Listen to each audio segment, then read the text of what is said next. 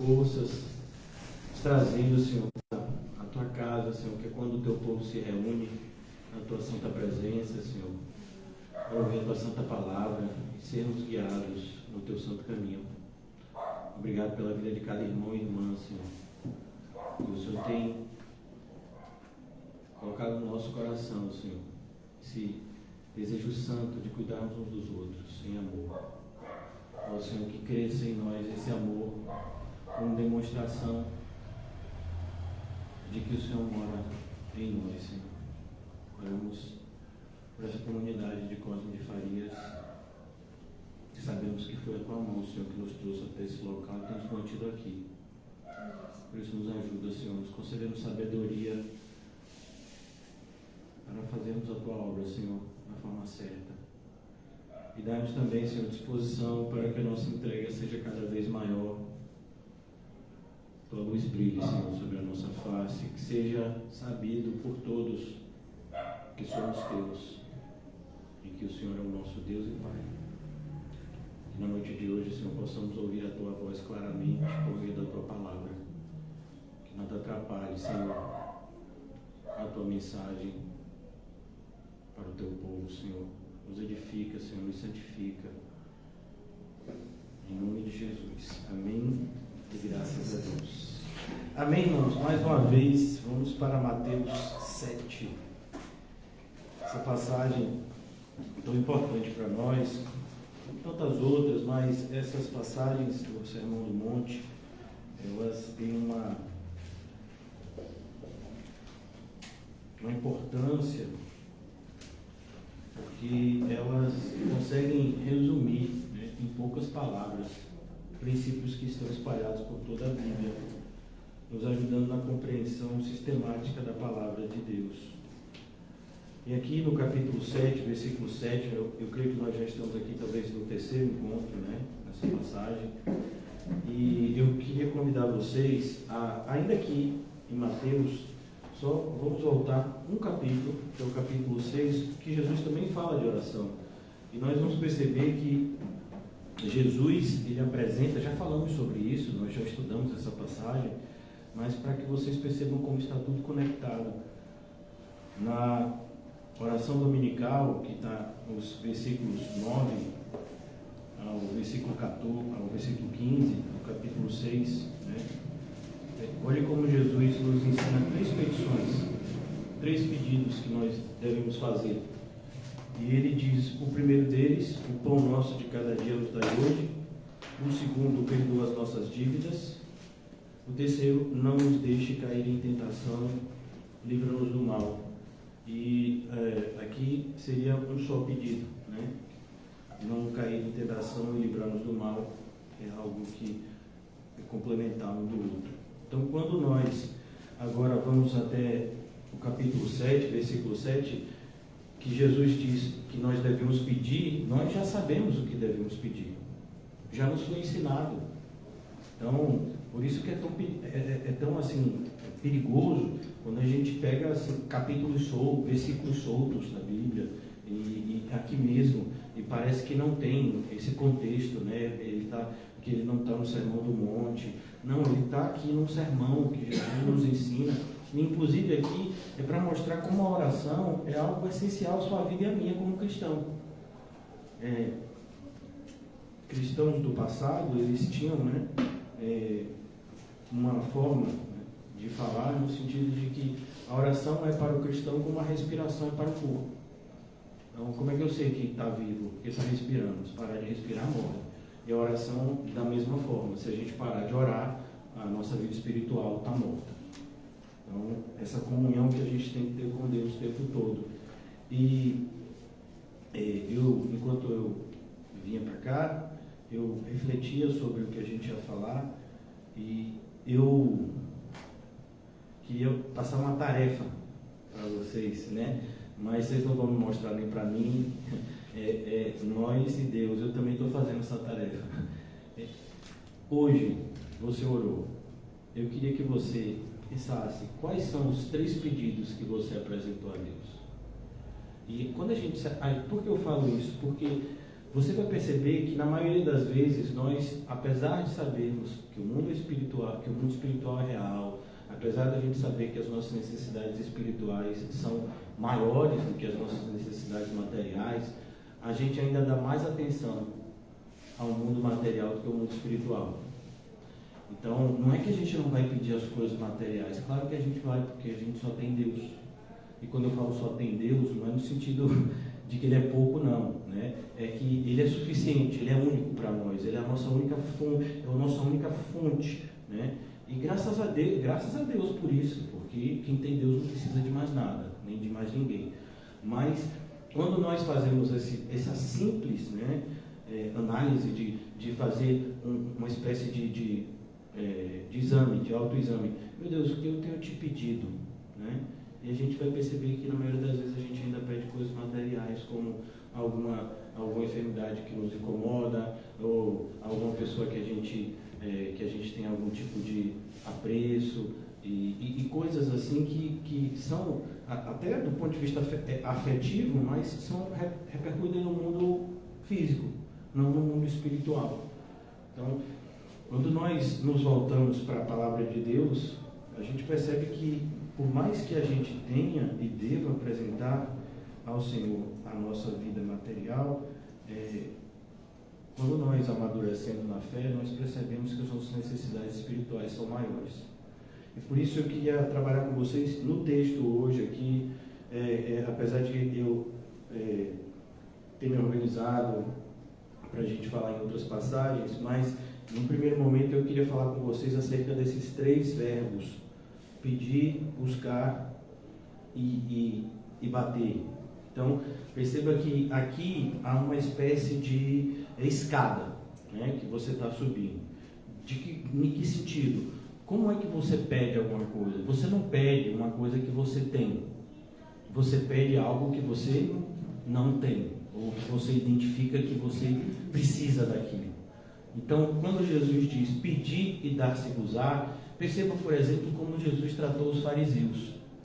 Ele diz: olha, se vocês reconhecessem que vocês estavam doentes, eu curaria vocês. Se vocês reconhecessem que eram cegos, eu daria vista a vocês. Mas vocês estão dizendo que não tem, que estão saudáveis, vocês dizem que enxergam tudo muito bem, então não tem o que fazer por vocês. Então, hoje a gente percebe que na igreja, por mais que as pessoas busquem o Senhor no sentido de, ó Senhor, me ajude, mas a maioria das pessoas que estão na igreja, elas se colocam numa condição de autossuficiência, né?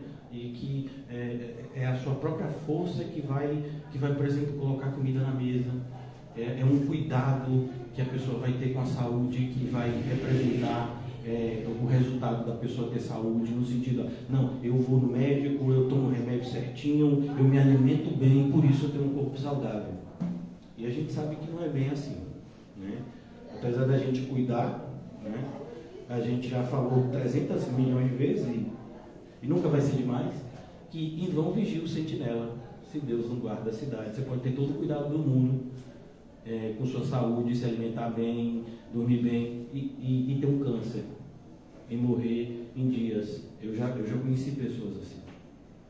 Na primeira quimioterapia morreu, não tinha nem 30 anos, pessoa saudável, se alimentava bem e que procurava viver uma vida vinculada à natureza. Uma quimioterapia, morreu. Primeira. E não faltou dinheiro, não. Tinha condição, conhecia pessoas influentes, foi fazer tratamento em São Paulo, né? Porque não, o melhor lugar do Brasil é São Paulo. Foi para lá, a primeira quimioterapia, morreu. Então, é Deus que está no controle de tudo. Quando você percebe isso, então você vai para o Evangelho de João e entende como tem que entender. Quando Jesus diz: sem mim, nada podeis fazer. Então, quando Jesus está dizendo nada, não é nada no sentido de que, eu não posso comer. Não, é nada que traga benefício para a sua vida. A gente vai fazer um monte de coisa e tudo vai ser para o nosso mal. Nada vai ser para o nosso bem. Amém. Então não quebrar o trouxe, ó. Amém. Amém. É assim, né? Então, isso aqui está preparado. Então, vamos lá. Então, como eu disse a vocês, a gente identifica a nossa necessidade. Por isso, qual seria a necessidade da gente hoje? Se a gente tivesse que pedir algo a Deus, e a gente sempre tem, mas o que a gente pediria? E são essas coisas que são importantes. Por isso que quando a gente vai cear, a gente sempre se lembra do que Paulo falou no capítulo 11 de 1 de Coríntios. Examine-se o homem a si mesmo. Então, qual é a nossa necessidade? E aqui eu queria trazer só um material para a gente usar, né? Vamos rapidamente para Romanos. Eu disse para você que a gente ia ficar no texto, a gente vai ficar no texto, fique tranquilo. Mas eu queria que você tivesse algo assim palpável, no sentido de entender melhor essa questão do pedido, para não ficar algo assim vago, né? Eu me preocupado muito no sentido de ser o mais objetivo possível, facilitar a vida dos irmãos na compreensão da palavra de Deus. É minha tarefa como professor, né, do Evangelho. Então, aqui na carta aos Romanos, o apóstolo Paulo, ele passa, e como os estudiosos da Bíblia dizem, ele fala uma parte assim teórica, apresentando princípios do Evangelho, mas chega num determinado momento, a parte final, né, por assim dizer, que o apóstolo Paulo vai começando a falar a respeito de coisas práticas na vida do cristão. Então, aqui no capítulo 12 de Romanos, olha que coisa. Não sei como está na sua Bíblia, mas na minha Bíblia tem o seguinte subtítulo: Virtudes Recomendadas. Então, para virtude, a gente sabe que virtude é algo que a gente tem que ter, né? Então, seria algo elogiável da nossa parte, no sentido de que o que de fato a gente tem que buscar, né? Então, é a virtude. Atributos que o cristão tem, né, por ser cristão. E recomendadas no sentido de que são essas qualidades que de fato qualificam a gente como cristão ou não. Então, aqui no capítulo 12, a partir do versículo 9, Paulo não é uma lista que exaure, né? Ele não está falando de tudo, ele está dando apenas um exemplo, como eu também estou fazendo. Então, se a gente tem que pedir algo a Deus, vamos ver aqui a vida que a gente tem que viver, identificando a vida que a gente está vivendo, e aí ver o que está faltando. Vocês estão me entendendo? Então, vamos lá. Capítulo 12, versículo 9. Então, primeira coisa, começando pelo essencial. Olha que coisa, amor. Então, sem amor não vale nada. Sem amor, a gente não tem o que falar de cristianismo. Inclusive, é o amor que diferencia o cristão de qualquer outra religião, né? Se a gente pensar no cristianismo como religião, mas sabemos que é muito mais que isso. Então, ele disse, há uma qualidade de amor que a gente tem que buscar. E aqui ele define, sem hipocrisia. Porque é muito mais fácil a gente ter um amor hipócrita. Que seria o amor hipócrita? Que algumas pessoas até pregam abertamente que tem que ser. Tipo, olha, eu odeio tal pessoa, mas eu me comporto como se amasse. E isso seria o amor cristão, de forma alguma. A Bíblia diz que se a gente tem um sentimento ruim por alguém, né, muito menor até do que o ódio, é como se fosse assassinato, imagine. Mas alguns pastores ensinam abertamente isso, seria um tipo de respaldo bíblico. Então, o amor sem hipocrisia. O que é o amor sem hipocrisia? É o amor verdadeiro. Então, se a gente tem um inimigo, se alguém está te fazendo mal, eu sei que vocês são pessoas que ninguém quer fazer o mal a vocês, né? A vida de vocês é muito tranquila nesse aspecto, e permaneça assim. Então, imagine uma pessoa que se esforça bastante para te dar tristeza. A alegria dessa pessoa é que você fique triste. O que você tem que sentir para essa pessoa como cristão? Amor. E tem que ser sem hipocrisia. Então você percebe o que a gente tem que pedir a Deus? Quando começa o dia e você vai, meu Deus, vou me encontrar com aquela pessoa, e aquela pessoa, tudo que ela quer é tornar o meu dia o pior possível. E eu preciso amá-la. Eu preciso não apenas me comportar em amor, mas eu preciso sentir amor verdadeiro.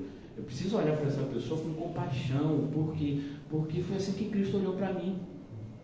É assim que Cristo olha para mim, porque eu não sou perfeito, eu ainda faço coisas que que me envergonha. A gente falou até sobre isso no capítulo 7 de Romanos, né? Recentemente. Então, Cristo tem tanta compaixão, misericórdia da gente, e a gente não vai ter pelos outros. Como foi que Estevão definiu aqueles que estavam apedrejando ele?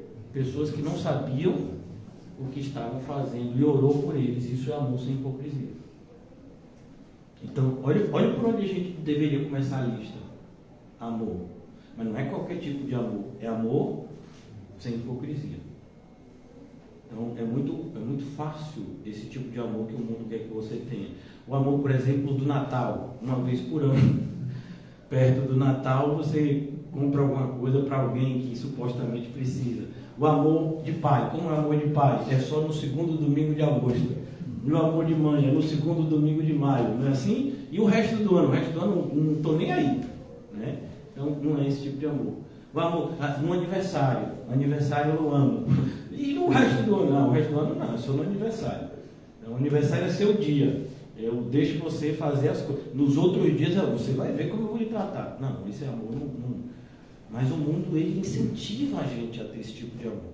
Criando datas específicas para poder normalizar a hipocrisia. Então, como é que a gente celebra? Como é que eu amo meu pai? Eu não vou amar meu pai em maio. Maio eu amo minha mãe. Meu pai só ama em agosto. E os outros meses? Outros meses aí não amo ninguém. Não pode, a gente não pode aceitar essas coisas com normalidade, né? Então o amor tem que ser sem hipocrisia. Dia da criança, né? Dia da criança? Como assim? Não, criança não é todo dia a gente trata a criança como criança. Como é que a gente trata a criança? Ensinando o caminho do Senhor. A expectativa de que cresça nos caminhos do Senhor e permaneça nos caminhos do Senhor, né? E não se desvie. Então, não tem um dia da criança, mas o mundo é assim, né? Então, o dia da mulher. Se eu fosse mulher, não sou, Deus escolheu que eu fosse homem e fosse um homem assim, tão masculino a ponto de ser identificado como machista. Então, mas assim, mulher, o dia da mulher, por que o dia da mulher? Não é todo dia. Você é mulher um dia no ano? Ou você é mulher todos os dias? Não, mas o dia, sabe, como mulher eu até me envergonharia disso, né? Então, você percebe como o mundo vai. Dia do índio, sim, um dia, porque a sociedade é isso. Não vou pensar em vocês, não estou me lixando para vocês. Então, para ficar bonito, eu vou escolher um dia para dizer que é seu. O mundo trata as coisas assim.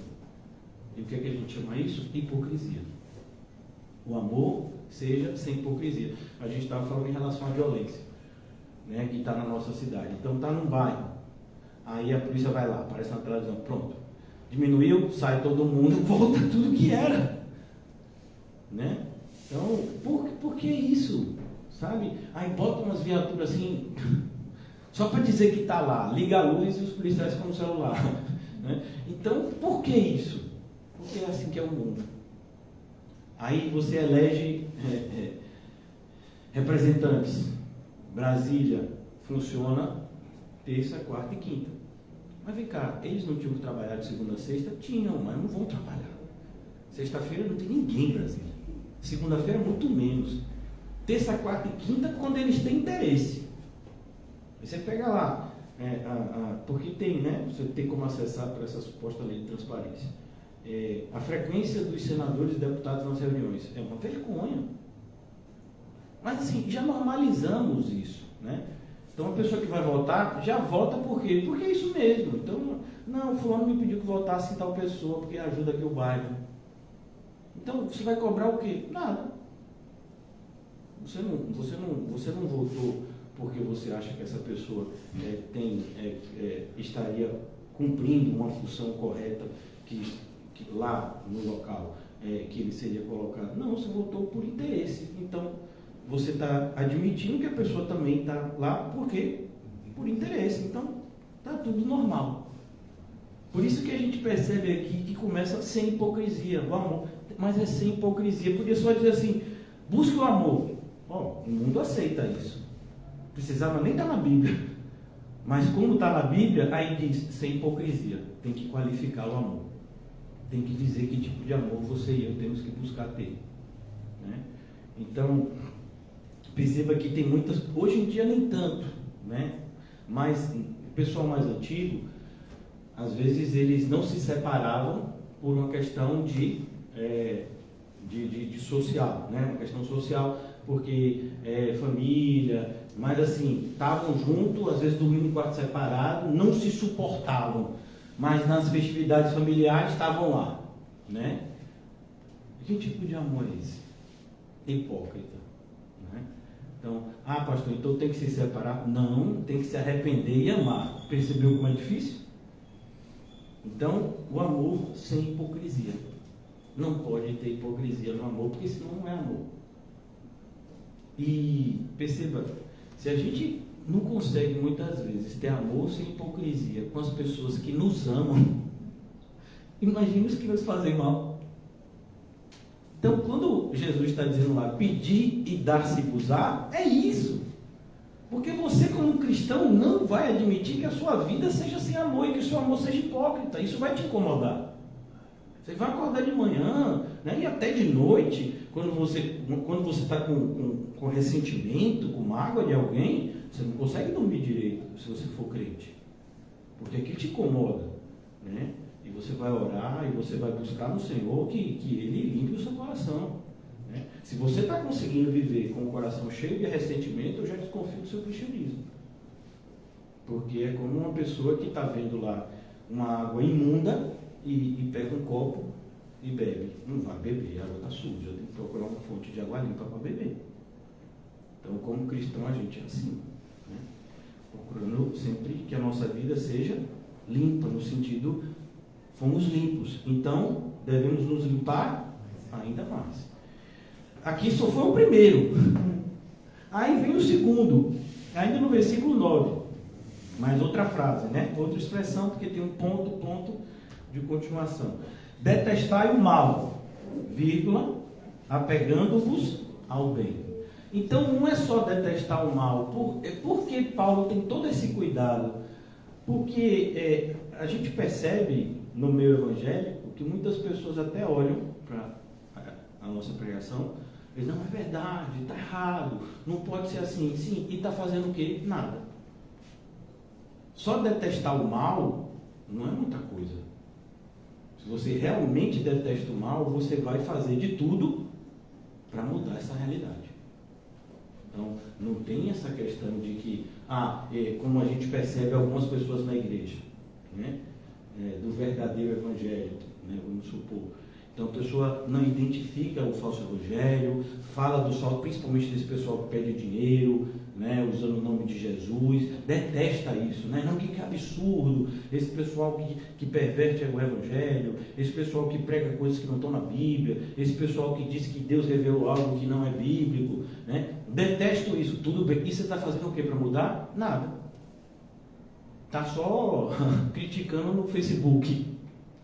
Não, mas aí não pode. Como é que a gente prova que detesta o mal? Apegando-se ao bem.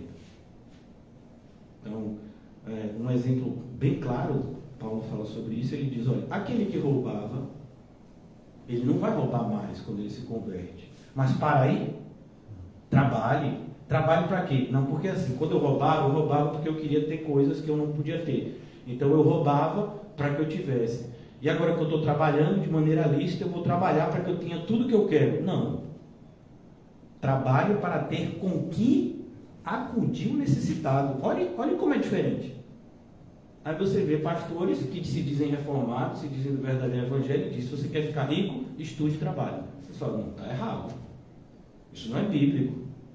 Não, mas o pastor é um pastor renomado. Como é que você fala dele assim? Não sou eu não, é a Bíblia. O que ele está falando não é bíblico. Né? E qualquer pessoa que lê a Bíblia, com o mínimo de seriedade, identificaria. Então não é porque fulano está falando isso que você aceita. Não. O apóstolo Paulo, quando chegou em Bereia, estava todo mundo com a Bíblia aberta da época, e ele elogiou.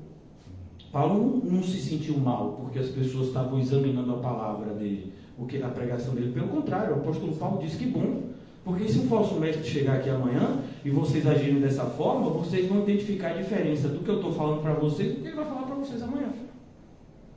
Então, os cristãos de Bereia são um ótimo exemplo.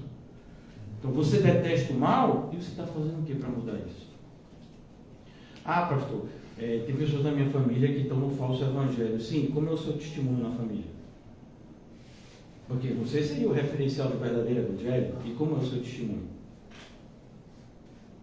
Você está fugindo inclusive da aparência do mal?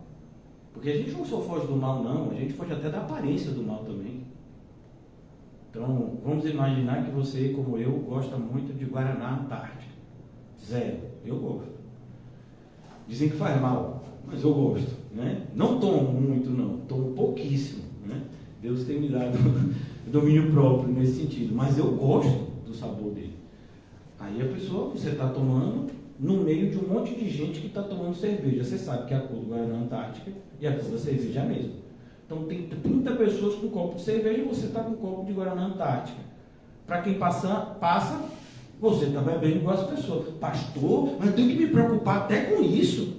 E você acha que quando Jesus disse que o caminho era apertado, foi por quê mesmo? O cristão tem que estar atento a tudo. Tudo. Porque o diabo está. Você sabia que o diabo não precisa dormir como você e eu? E nem comer? Ele não se cansa. Ele é extremamente diligente, e a Bíblia que diz. Ele é esperto. Ele não é sábio, ele é esperto. Lembram-se de Gênesis capítulo 3? A serpente, o mais sagaz de todas as criaturas. Estava lá. Ele conseguiu, e eu nunca, sabe, isso sempre me assusta até hoje. Ele conseguiu enganar anjos. 1/3 dos anjos ele conseguiu influenciar. Você acha que ele vai conseguir influenciar você e eu? A gente passa 5 minutos lendo a Bíblia por dia. O diabo conhece a Bíblia há milhares de anos. Você acha que ele vai enganar você e a mim usando o quê? A Bíblia. Então a gente tem que ter esse apego ao bem. Esse apego ao bem. Não, eu não só detesto o mal, eu me apego ao bem. Eu quero fazer o bem. E isso é poderosíssimo, irmão. Porque perceba como está conectado. Qual é a maior demonstração de amor? Fazer o bem a alguém. Se você ama alguém, você faz o bem a ele. E no nosso caso, nós amamos todos. Por isso que inclusive tem que ter uma prioridadezinha, né? Como a gente ama todo mundo, no caso de várias necessidades, prioridade aos da família da fé. É o que a Bíblia ensina. Faça o bem a todos, prioritariamente aos da família da fé. Está escrito ou não? Está escrito. Aí a gente percebe como é que a lista de pedido da gente está equivocada. Porque é como se alguém tivesse pedindo um chaveiro para botar a chave do carro, sendo que a pessoa não tem nem um carro. Sim. A pessoa está dizendo, eu vou comprar gasolina. Mas você tem um carro? Você vai comprar gasolina para botar onde? Se for estocar gasolina em casa, é até perigoso, vai estourar, vai queimar. Então, é como se a gente, é uma expressão, né, que se fala, você quer colocar a carruagem na frente dos bois. Então, temos necessidades materiais, vamos apresentar, vamos, mas primeiro são as necessidades espirituais, porque a gente tem agora uma vida espiritual. Quando a gente foi regenerado.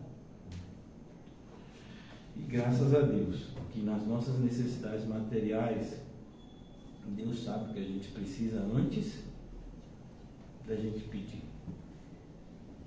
Então, não é a nossa insistência pedir as coisas para Deus, material, importante, para demonstrar o que eu dependo dele, para demonstrar humildade, submissão. Mas assim, Deus sabe o que você precisa, irmão. O que eu preciso, Ele sabe mais do que a gente. Por isso que de repente vão aparecer coisas que você nem pediu na sua vida. Aí você, eu nem sabia que eu precisava disso, apareceu, agora eu estou não, preciso mesmo. Deus já sabia que você ia precisar disso na vida que você ia viver, na caminhada que Ele propôs para você. Não é essa que a gente está correndo? Ninguém aqui está correndo uma carreira que nós escolhemos correr. Nós escolhemos seguir a Cristo. Mas quem determina a caminhada, ele. Corramos a carreira que nos foi proposta. Como eu disse para vocês, ontem teve uma corrida em Salvador, né? A maratona. Não é eles que correm, que escolhem. Não, eu vou correr qualquer 42 quilômetros. Em qualquer direção eu saio correndo e bateu 42 quilômetros, paro. Não, tem um percurso que você tem que fazer. O percurso já foi estabelecido. Na noite anterior, não sei como é essas coisas agora, mas quando eu participava dessas coisas, na noite anterior tinha uma espécie de conferência, onde se mostrava os percursos, né? Você vai nessa... Por quê? A pessoa pode se perder, apesar de ter tudo sinalizado, né? Então, você vai nessa direção, o horário é esse, né? Então, por quê? Porque ali está pré-estabelecido. E é esse o exemplo que está lá em Hebreus capítulo 12. Então, não é correndo qualquer coisa, né? Não é fazendo de qualquer forma. E aqui ele diz, versículo 10, de novo aparece o verbo, que verbo? Amar. Mas ele já tinha falado, mas tem que falar de novo.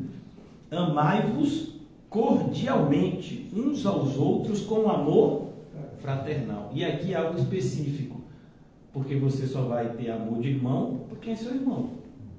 Eu tenho que amar toda criatura, como eu tenho que pregar o evangelho a toda criatura, mas eu tenho um amor diferente que o amor de irmão. E o que é o amor de irmão? É o amor daqueles que ouvem e obedecem à voz do Pai que está no céu. Esses são nossos irmãos e irmãs. Pastor, como é que no caso nós vamos ter entender essa separação? Exatamente porque eles ouvem E e obedecem. Amém. Então a gente identifica o irmão, né? E tem todo o procedimento. Se a pessoa, como até a gente já falou isso em 1 de Coríntios, né? Pessoa que se diz irmão e é avarento, e é maldizente, não é irmão. A gente às vezes já até exortou e a pessoa insiste em viver uma vida que não é a vida que o cristão tem que viver. Eu não posso tratar essa pessoa como irmão para o próprio bem dela, para que ela não fique enganada em relação ao estado espiritual dela. Entendeu? Então, não é que a gente deixe de amar, que fique bem claro, né? Por isso que tem o amor sem hipocrisia, que vem primeiro, que é o amor que a gente tem por todos. Mas o que Paulo quer dizer aqui você ama todo mundo, né? Lá fora. Tudo bem, ama todo mundo lá fora. Você diz que ama todo mundo lá fora. E aqui dentro? Não, aqui dentro ninguém vale nada. Você já viu alguém dizendo isso? Eu já vi vários. Eu vou para a igreja, porque lá na igreja ninguém vale nada. É tudo hipócrita. Mas como assim? São seus irmãos. Tem alguma coisa que está te incomodando? Vamos conversar, né? Porque você está tratando mal essas pessoas. Olha o que vem aqui. Amai-vos cordialmente. Irmãos, um ímpio chega num lugar, diz bom dia, boa tarde, boa noite. O crente chega na igreja, não fala com os outros. Não tem nem cordialidade. Bom dia, boa tarde, boa noite. Não tem. Tchau, já estou indo. Não tem. Entra e sai se comportando como se os irmãos fossem inimigos. Aí encontra com a pessoa da rua que é ímpio e sabe aquele papo assim que parece que você está em casa. Não pode ser. Quer dizer que é mais cordial com os de fora do que com os de dentro. Por que isso? Porque já revelou que aquele que é igual a mim está lá fora, não está aqui dentro. A palavra irmão diz isso. Aquele que é igual a mim. Você não é mais ímpio, você é crente. Quem é igual a você? Os crentes. Somos todos criaturas, mas o crente é um tipo diferente de criatura. É uma pessoa arrependida que colocou a sua fé em Cristo. E a gente vai tratar os irmãos de uma maneira diferente. Cordialidade. Vai falar de hospitalidade, tantas coisas que a gente deveria ter. Um cuidado uns pelos outros. Tá olhando, vê que o irmão chegou um pouquinho mais abatido. E aí, irmão, como foi? A luta hoje pegou mais, não foi?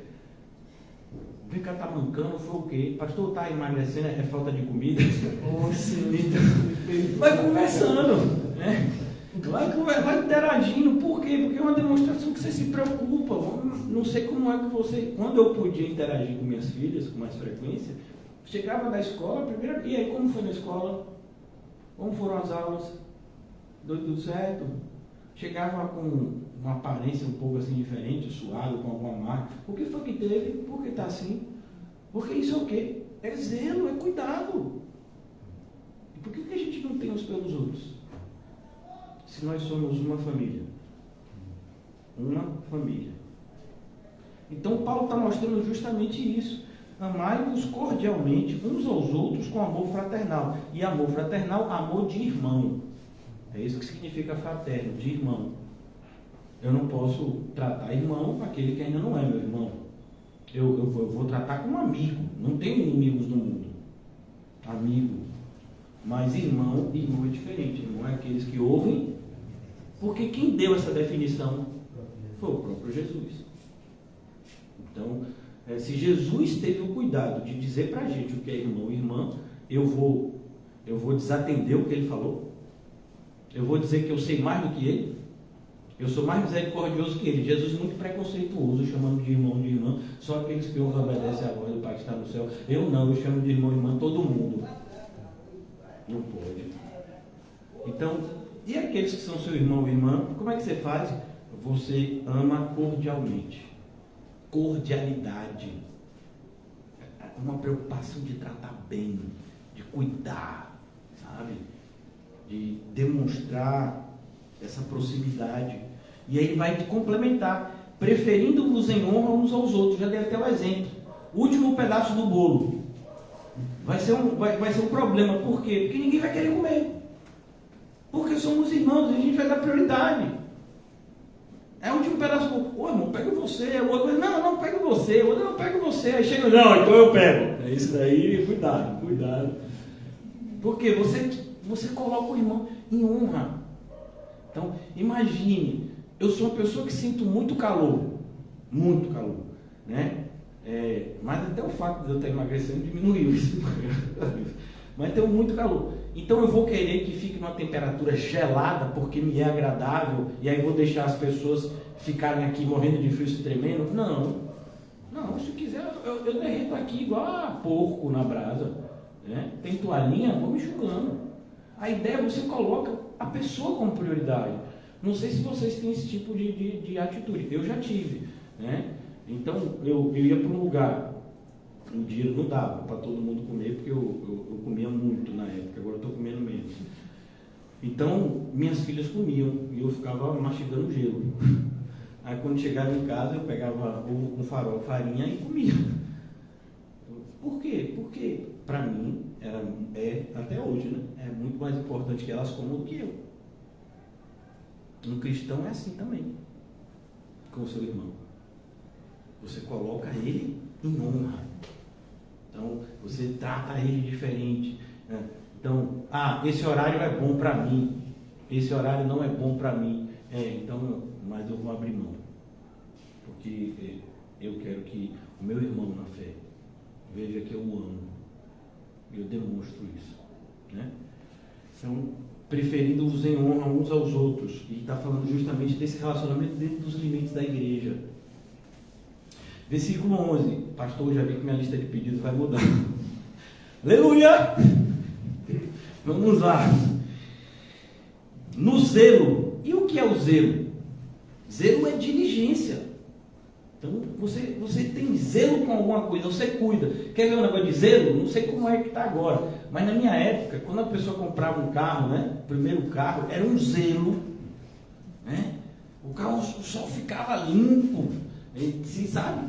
Se alguém chegasse e encostasse, ô irmão, encostou no carro, eu acabei de lavar, a pessoa vai entrar dentro do carro, entre devagar, viu? Vai bater a porta, que força é essa para bater a porta? Bate devagar, mas cuidado, né? Então, a pessoa chega às vezes com comida no carro, não, o carro no banco, não é barata.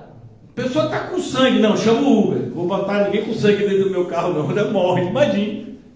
Quer dizer que o carro é mais importante do que uma vida de uma pessoa que está com problema de saúde. Então, isso é a pessoa que é zelosa com o carro. Daí você já tira. Aí você diz que tem zelo com as coisas de Deus e você não tem nem metade do cuidado que ele tem com um carro que não vale nada. Que zelo é esse? De Araque, né? Já voltando um pouco mais, zelo hipócrita. Diz que tem, mas não tem. Então, eu fico constrangido todo domingo, porque eu vou levar às vezes o irmão Mateus, né? E sempre que eu vou, e até quando eu estou indo para a igreja mesmo, também de manhã, a pessoa do Universal não para, irmão. Os uniformes evangelizando. Rapaz, onde você olha a gente com aquelas camisas branca, vermelha e azul. E tudo junto, um grupo de 10 assim. Eles só vão de galera, você não vê ninguém sozinho. Rapaz, é uma diligência. E a gente que é crente do verdadeiro evangelho? Como é? Não, já chega atrasado, já vai sentando, e pediu o que vamos, Marjorie, e terminou o dia, rapaz. Não tem um planejamento. Como é isso? Mas aí a gente vai mudar na tora? Não. Tem que pedir. Porque se você tentar fazer isso na sua própria força, duas coisas podem acontecer. E nenhuma das duas são boas. Você não consegue. E você pode conseguir, mas vai achar que aquilo é um fardo. Essas duas não são boas. Por isso você tem que pedir. Senhor, não estou conseguindo. Senhor, não estou conseguindo desejo quanto à obra, Senhor. Me ajuda. Isso é dependência. Percebe como a gente tem coisas que a gente necessita mudar muito mais do que uma saúde, uma comida, um acréscimo material. Então, no zelo não sejais remissos. Ele está dizendo não seja. E aqui a gente já viu o exemplo que Jesus dá na parábola das virgens, das 10 virgens. O que seria alguém remisso? É alguém nécio. Alguém que não foi prudente, que foi imprudente. É como uma pessoa que está lá sinalizado que está tendo obra na pista e a pessoa vai e continua na velocidade que seria a velocidade normal. E aí vem alguém manobrando uma máquina na pista e tem um acidente. Mas você não viu as placas? Está tendo obra na pista, tem veículo pesado, por que não diminuiu? Então, imprudência. Então aqui ele está dizendo, cuidado, porque se você não for zeloso, vão acontecer acidentes na igreja, pela falta de zelo. Você não está cuidando do que deveria cuidar. E aí, aquilo vai o quê? Se deteriorar. E aí ele diz aqui, sede fervorosos de espírito. Minhas filhas, quando eram mais novas, os irmãos já ouviram, eu já disse isso, diziam, meu pai prega como quem tem vontade. Prega com força de vontade, dizer assim. Se eu acredito no que eu estou falando, tem gente até que acha ruim, que diz que eu grito, que eu falo, né? Às vezes eu dou uns gritos assim, a pessoa se assusta, pula. Por quê? Porque isso para mim é importante. É importante o que eu estou falando aqui para vocês e para mim. Ontem, quando terminou o culto, eu até comentei, eu acho que foi com o Mateus, quando a gente estava voltando, não, o culto foi para mim ontem. Pegou, né? Pegou.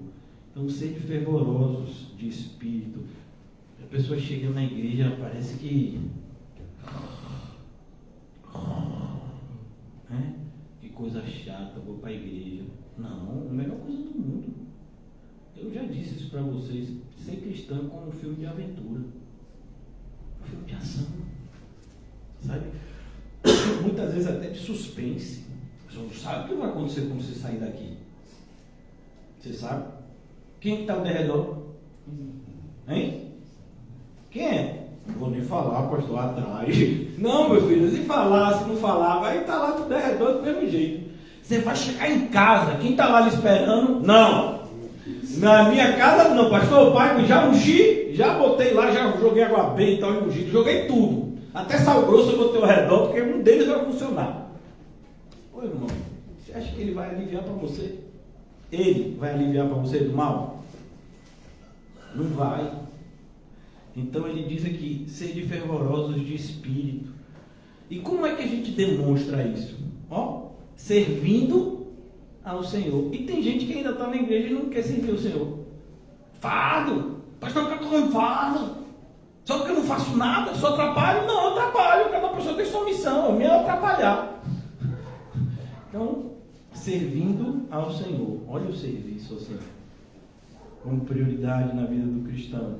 Você está servindo o Senhor como deveria? Não? Então coloque isso na sua lista de pedidos, como algo prioritário.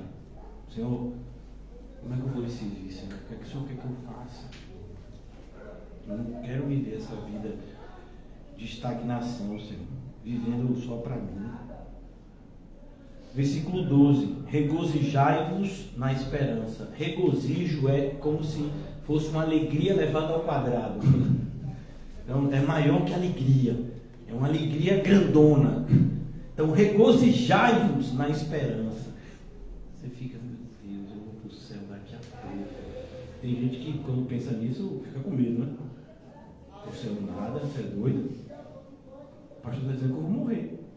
Eu só vou para o céu se eu morrer. Né? Então, não esperança, tudo que a gente está passando aqui, irmão, daqui a pouco vai passar. E não é como esse povo fica dizendo, não. Quando eu comecei na igreja, me diziam assim, não, tem o tempo da prova e da bênção. Hoje eu até concordo. Mas como assim, pastor? É porque o tempo da prova é aqui na terra, da bênção do céu. Mas me ensinaram assim, não. Eles diziam, não, você passa por um tempo de dificuldade aqui, mas depois Deus te honra. Ele te exalta, assim, coloca o segundo lugar. Só se for para me desviar, né? Mas o pessoal ainda acredita assim. A grande maioria. Não, a nossa esperança está em Cristo. Por isso que não nos decepciona. A gente nunca se decepcionará com o Senhor Jesus. Nunca. E versículo ainda 12. Sede pacientes na tribulação. Todos vocês são. Amém? Amém? Super pacientes. Precisamos. Quando o negócio está bem assim, pegando, a gente fica super tranquilo, né? Como aquela tempestade no barco, a gente fica igual a Jesus, quase que dormindo. Amém? Não? Ninguém se identificou? Não, pastor, eu fico igual os apóstolos, pegando água, arrumando para fora, e tem hora que eu não aguento e acordo Jesus. Não, sede pacientes na tribulação.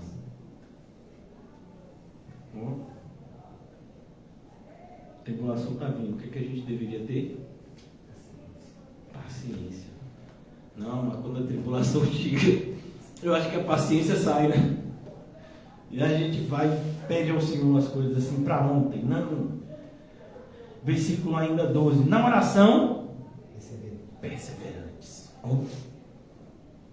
Mas eu já pedi isso ao Senhor. Sim, e aí? Parou por quê? Por que parou? Continua pedindo. Eu tenho pedido tanto a Deus para me dar mais amor. Continue pedindo. Eu tenho pedido tanto ao Senhor para me dar paciência. Você não percebeu? Ele está enviando tribulação, é para isso. Para gerar paciência. Não, então vou parar. Senhor, paciência, ó, não precisa. Tô nota 10 em paciência. Você não está, irmão. Né? Sei que vocês que estejam, né? Estou fazendo bom juízo. Versículo 13. Compartilhai as necessidades dos santos. Aqui todo mundo nota 10. Aleluia? Irmãos, a gente nem sabe a necessidade um do outro. Por isso que, olha, eu já disse isso algumas vezes e sempre vou repetir quando o Senhor me lembrar. Se você quer ter uma vida secreta, a igreja não é lugar para você. Então, sabe quando a pessoa diz assim, não vou da igreja, porque a igreja a pessoa fica querendo tomar conta da minha vida, você deveria achar bom. A pessoa está tomando conta da sua vida, que coisa boa. Até o mundo diz que duas cabeças pensam melhor do que uma. Não, que bom. Não, o pessoal da igreja é muito intrometido. Não, deixa se intrometer. Se intrometa. Porque como é que eu vou identificar que o meu irmão tem algum tipo de necessidade se a gente não interagir, se a gente não tem essa relação de confiança um com o outro? Pastor, mas vou ser sincero, confio em ninguém, só confio em Deus, então você está no lugar errado. Nós não somos perfeitos, nós podemos falhar uns com os outros, mas como já aprendemos aqui hoje, somos irmãos e deveríamos nos enxergar assim. Claro que vai ter pessoas mais próximas, você vai conversar com elas, mas você tem que conversar com alguém. É aqui que você vai encontrar as pessoas mais próximas na sua vida, dentro da igreja. As pessoas que vão te aconselhar, que você vai aconselhar, que você vai abrir o seu coração no sentido de dizer coisas que estão te incomodando muito no mundo espiritual e que você tem combatido e não tem conseguido, né, superar. É aqui que a gente tem que conversar, irmão. Por quê? Porque todos nós sabemos que ninguém aqui é o quê? Super-homem. Nem super-woman. Super-mulher, super-girl. Não. Aqui está todo mundo precisando ser o quê? Aperfeiçoado. E quais são os instrumentos que Deus escolheu? Uns aos outros. Nessa convivência santa que a gente tem. Não tem uma formatação. Às vezes a pessoa foi lá na Boca do Rio ainda. Pastor, como é o discipulado aqui? Tem discipulado aqui? Eu falei, claro, não existe igreja sem discipulado, bíblica. Aí ele disse, como é o discipulado aqui? Simples, você vem para os cultos. Você ora, você lê a Bíblia. Quando você tiver dúvida, pergunta. E você vai se relacionando com as pessoas, com sua verdadeira família na fé. Isso é o discipulado. Não é 4, 5 regrinhas que você aprende e alguém diz que você agora está apto a discipular outros. Não. Discipulado é uma vida. Aí você tem mais experiência, vai agora ajudar os que têm menos. Mas mesmo você que tem mais experiência, vai ter pessoas que têm mais ainda do que você e você vai aprender com elas. A gente está sempre nesse processo de crescimento espiritual. E olha que hoje aqui a gente está falando só de pedir. Pedir. Percebe como a nossa lista às vezes está tão errada? A gente está pedindo coisas, achando que são boas e não são. O próprio Jesus diz, a gente está pedindo pão, mas na verdade é pedra. A gente está pedindo peixe, mas na verdade não é peixe, é cobra. A gente está pedindo um ovo e é escorpião. Graças a Deus, Deus sabe disso e não nos dá. Porque se Ele desse, olha que perigo. Imagine, você está achando que é um peixe, vai pegar com a mão e é uma serpente. O que é que ela vai fazer com você? Vai te morder. Se for venenosa, você corre o risco de morrer, dependendo. Ah, é uma pedra, você pensa que é um pano. Você já experimentou dar uma mordida numa pedra? Talvez você tenha que ir no dentista, né? Porque os seus dentes vão quebrar. Então, é isso. Deus sabe de coisas que a gente não sabe. Então, quando Ele fala, a nossa predisposição deveria ser, eu vou seguir.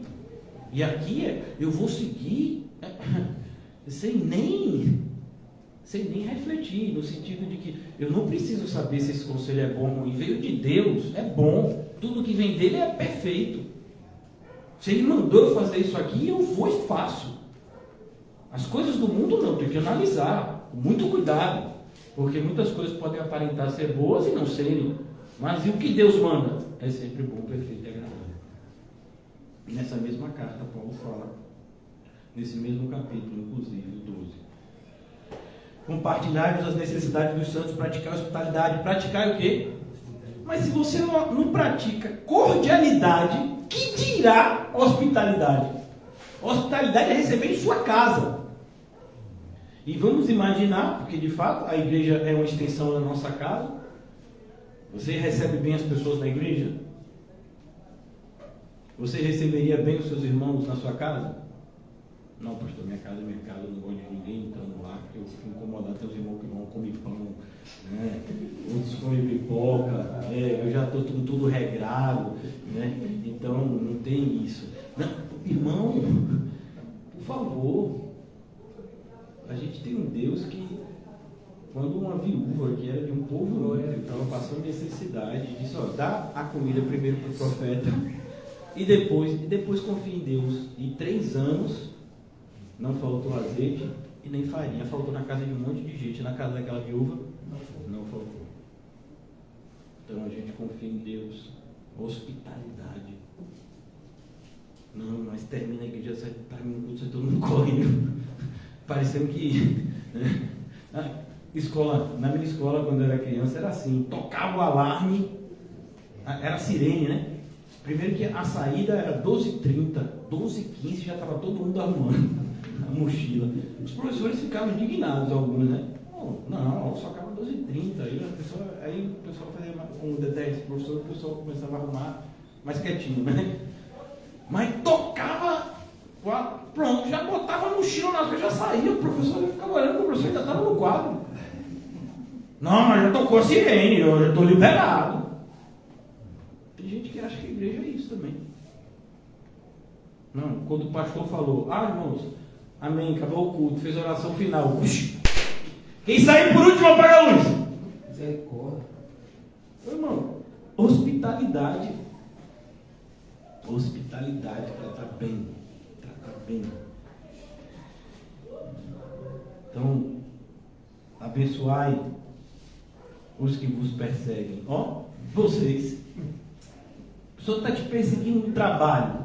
Você o que é que faz? Abençoa. Como você abençoa alguém? Pregando o evangelho ou então orando para que a pessoa seja alcançada pela graça. Porque essa ideia de um grupo de evangélicos aí que diz abençoar assim, a pessoa está fazendo tudo de errado, aí você diz, você é uma bênção. Não, isso é mentira, a pessoa não é uma bênção, a pessoa está endemoniada. Abençoar alguém significa levar a presença de Deus até a pessoa. E onde é que está a presença de Deus? Em você. Então você é um exemplo, você é luz e também você ora, intercede diante de Deus, pedindo pela vida da pessoa. Senhor, fulano está fazendo coisa feia, assim, que a tua graça alcance ele, porque nós sabemos que o Senhor pode fazer muito mais. Independente do tamanho do pecado, a tua graça é maior. Aonde abundou o pecado, superabundará a graça. Então a gente ora nesse sentido. Isso é abençoar uma pessoa. A pessoa está te desejando mal e você está desejando o quê? O bem. E qual é o bem supremo? Que alguém seja salvo. Não existe bem maior do que isso. Então abençoar é isso. Abençoar não é meu filho está indo. Não está indo, viu? Mas o filho está indo para um carnaval, uma coisa assim, praticar coisas que são erradas. Deus, leve e traz em segurança e que dê tudo certo, que tudo que ele quiser se realize. É gênio da lâmpada? Sabe? Não, Senhor. Converte. Mostra, Senhor, que está em dessas trevas. Mostra a podridão onde essa pessoa está se envolvendo. Abre os olhos, Senhor. Isso é abençoar alguém. Você não pode abençoar alguém com a mentira. A gente só pode abençoar com a verdade. Então, quando Paulo está dizendo que nós devemos abençoar as pessoas, é isso. Mas a gente percebe um grupo de pessoas que se sentem ofendidas com a verdade. Lá na Galácia aconteceu isso com o apóstolo Paulo. E aí quando ele escreve a carta aos Gálatas, ele diz: vem cá, eu me torno inimigo de vocês por dizer a verdade. Vocês deveriam me olhar como alguém que ama vocês, e não como alguém como... Inimigo é aquele que fala mentira para você. Por isso que a Bíblia vai dizer que os bajuladores estão armando, na verdade, um laço para você. O bajulador é isso, está vendo que você está tudo errado, mas não vai te dizer. Porque sabe que se te disser isso, você vai se incomodar, você vai se afastar. Então ele vai dar risada, ele vai dizer, não, é isso mesmo. Não, ou até dizer, mas quem não erra, né? A gente sempre gosta de dizer, quem não tiver pecado, atira a primeira pedra. E vem cá, não devemos julgar os de dentro? Não estou falando de apedrejar, estou falando de julgar, aconselhar, admoestar uns aos outros em amor. Então, olha como um inimigo, ele entra na igreja, você nem percebe, através do lábio de pessoas que não estão com seu coração em Cristo. Vão te dar conselhos aparentemente bíblicos, mas que de bíblicos não tem nada. E se você não tiver discernimento espiritual, você segue, porque sua carne vai gostar. Lembra-se do que o apóstolo João disse? Eles falam o que o mundo quer ouvir, e o mundo os ouve. E se tem uma pessoa da igreja que está dentro da igreja, mas continua sendo mundana, ela vai achar aquilo que bom. Então, olha o que a gente deveria pedir. Aqui só são exemplos. Tem muito mais coisa do que aqui. E ele diz ainda: compartilhai as necessidades dos santos, praticar a hospitalidade, abençoai os que vos perseguem, abençoai e não amaldiçoeis. Por quê? Porque amaldiçoar alguém não é opcional. A gente não tem essa opção, a gente só abençoa. E eu vou dizer, a gente nem precisaria amaldiçoar. Porque a Bíblia diz, tudo que crê será salvo. E quem não crê? Já está condenado. Uma pessoa que rejeita o convite da graça, ela já está se amaldiçoando. Não precisa que você amaldiçoe, pelo contrário. Se você parte para esse caminho, revela que você está tão condenado quanto. Perceba, na época de Jesus tinham dois grupos que viviam aparentemente em oposição.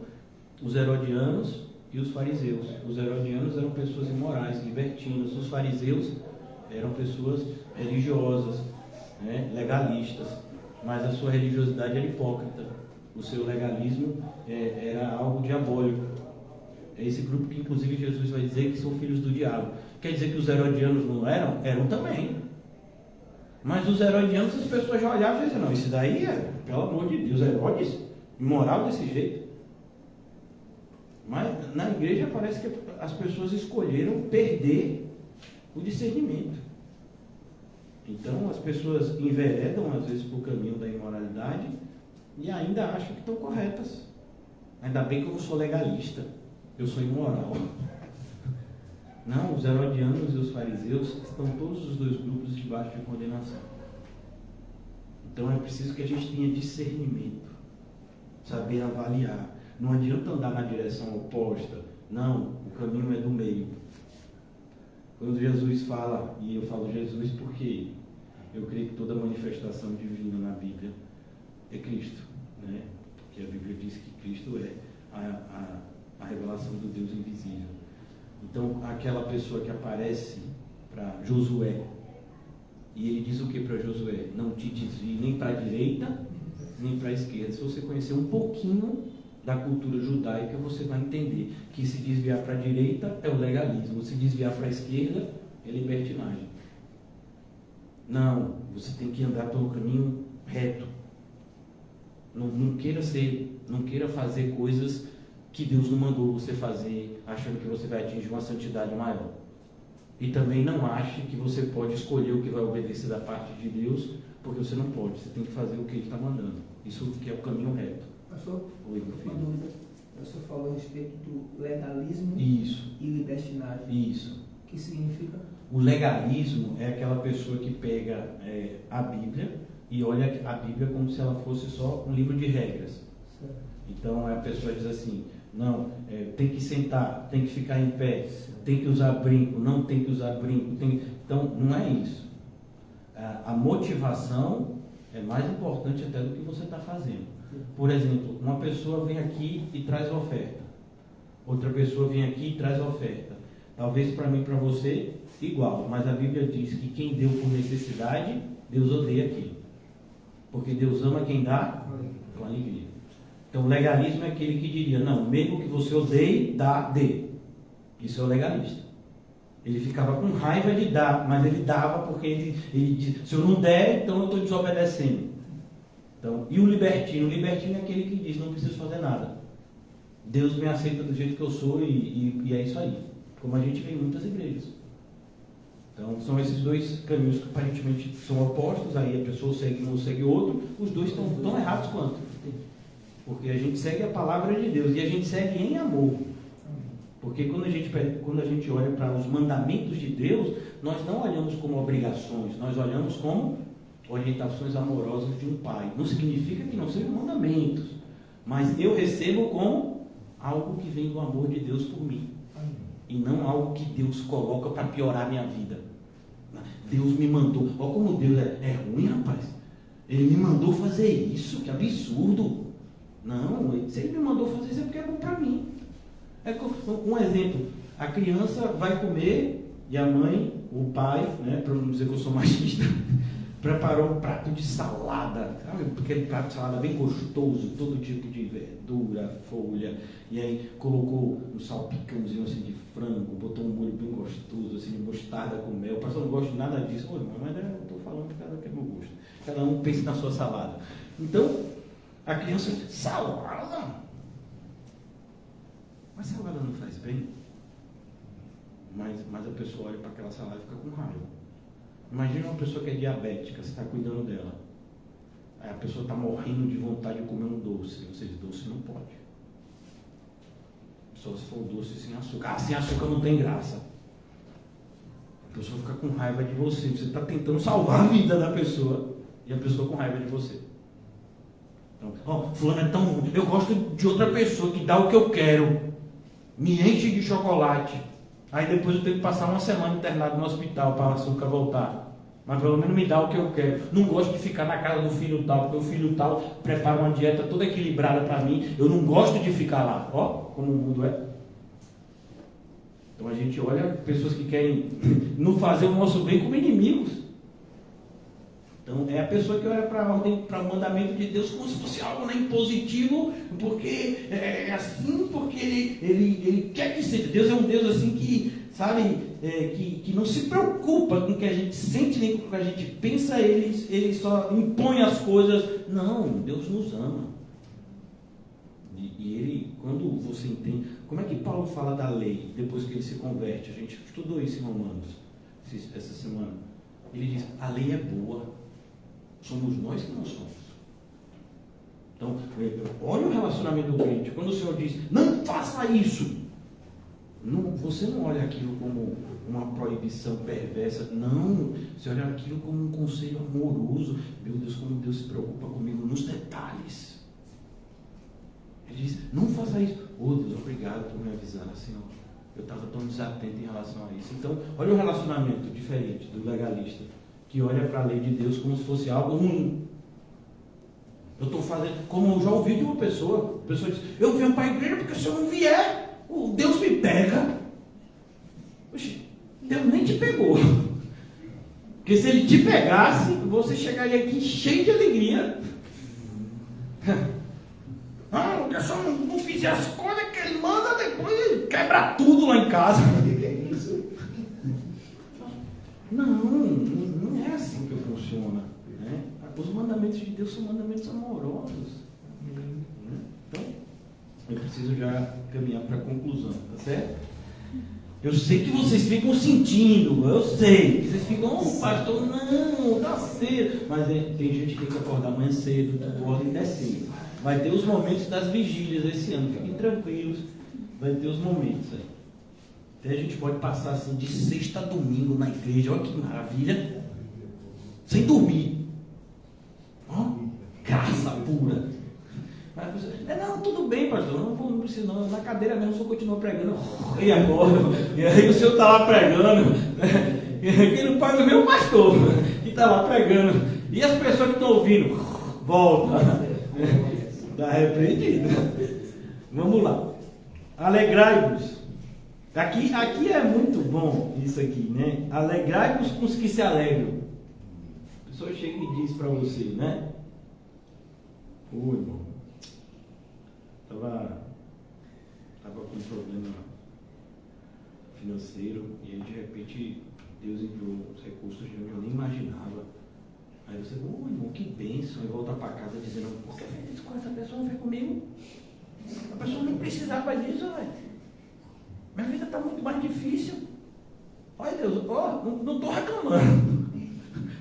Mas Senhor, nem precisava, Senhor, aquela pessoa. Eu é que estou aqui, no perrengue. Esse exemplo é clássico. 3 jovens começam na igreja, os 3 solteiros, orando. Sabe aquela oração bem espiritual? Deus envia a varoa. Muita espiritualidade, né?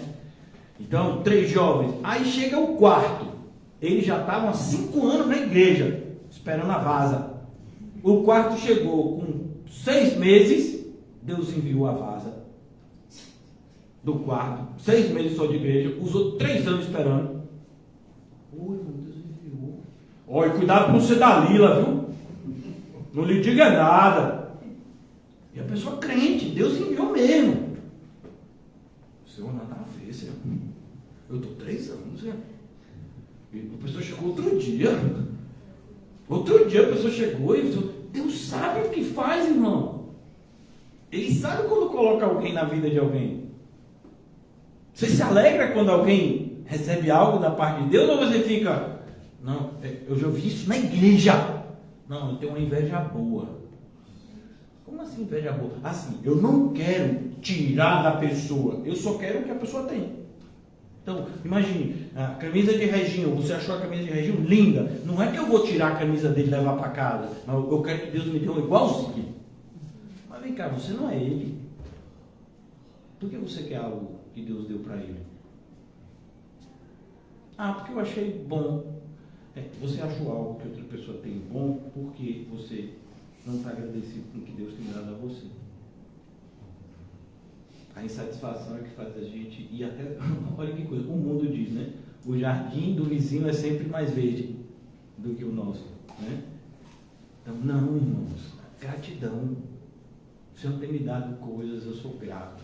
Ele tem dado a você, vou me alegrar com você. Não quero o que Deus tem dado para você. Não, o que eu estiver sentindo falta. E como foi a repreensão de Natan a Davi? Davi, Deus te tirou de pastor de ovelha, lá cuidando de animais, colocou você como rei. Você está sentindo falta de alguma coisa, Davi? Você não pediu a Deus. Porque você foi e tomou a mulher do seu irmão. Então, nesse sentido, a gente não tem que ficar olhando para a vida do outro. Mesmo irmão, no sentido de desejar algo. Não, nem a espiritualidade do irmão. Por quê? Porque pé é pé, mão é mão, orelha é orelha. O pé, ele precisa ter os mesmos atributos que a orelha? O pé precisa de quê? Estabilidade, força. E a orelha? Não, a orelha é para ouvir, é outra coisa. Sensibilidade. Olha como é diferente. Cada coisa. Somos um corpo. Mas você é o pé. Então seja o melhor pé. Você é a orelha, seja a melhor orelha. Então, a pessoa tem uma espiritualidade. Ou queria ser igual fulano. Não, você não é fulano. Nem deveria querer ser igual a fulano. Pastor, mas a Bíblia diz que a gente deve imitar as pessoas. Imitar não significa buscar o ministério que a pessoa desempenha, mas ter a entrega que a pessoa tem. Como o pé, o melhor pé que pode ser. A orelha, a melhor orelha que pode ser. Mas não é um disputando o outro, nem desejando o outro. Acho tão bonito que fulano faz, quero fazer igual. Não. Deus tem algo para você. E é isso que você tem. Por isso que é tão difícil, irmãos. Por isso que é tão difícil, porque é você e Deus. As pessoas muitas vezes buscam no pastor e buscam em mim e se decepcionam, porque eu deixo bem claro que eu não sou Deus, nem chego perto, né? E também não ambiciono. Pastor, o que você me vê fazendo na igreja? Eu vejo você buscando a Deus para ele te dizer isso. Porque agora Deus me falou para fazer. Então vamos ver se foi Deus, porque ele tem que falar comigo também. Mas entenda, não é o pastor que sai aqui doutrinando. Você, meu filho, eu não sou técnico de futebol. Não, a gente já tem um cabeça, é Cristo. E a ligação de vocês com Cristo tem que ser o quê? Direta. Eu não sou intercessor de vocês. Eu oro por vocês, assim como vocês oram por mim. Mas o nosso intercessor quem é? Cristo. É por isso que o verdadeiro evangelho é tão difícil. Você chega na falsa igreja, não, é técnico de futebol. Tem lá o esquema já, 4-4-2. Se você não se encaixar, não, vende você para outro time. Bota você no banco. Não, aqui é Jesus que vai dizer. Você vai orar. Por quê? Porque são dons que Ele mesmo te colocou. São dons que às vezes estão adormecidos e que Ele vai fazer aflorar.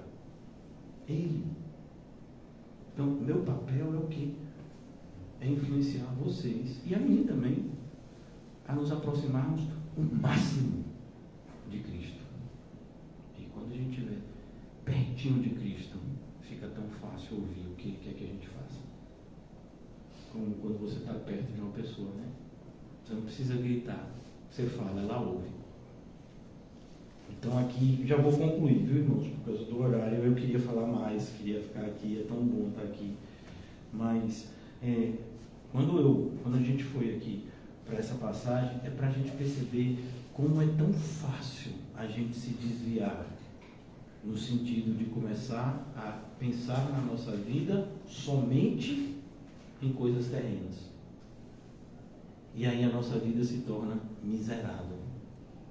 E aí a nossa vida se torna ruim, chata, repetitiva, dura. E aí já é a antessala da murmuração. Por quê? Porque parece que Deus não está nos tratando como deveria.